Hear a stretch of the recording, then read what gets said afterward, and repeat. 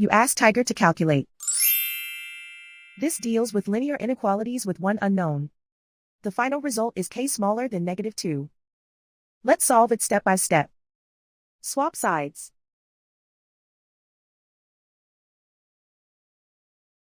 Group all constants on the right side of the inequality. Add 1 to both sides.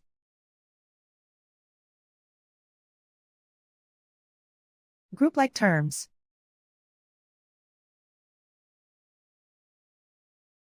Simplify the arithmetic.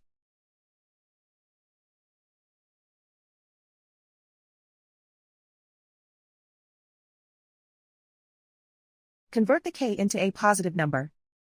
Multiply both sides by -1. Whenever you multiply or divide by a negative, reverse the inequality sign.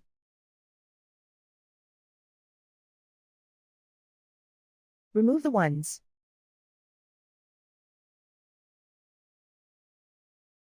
Simplify the arithmetic.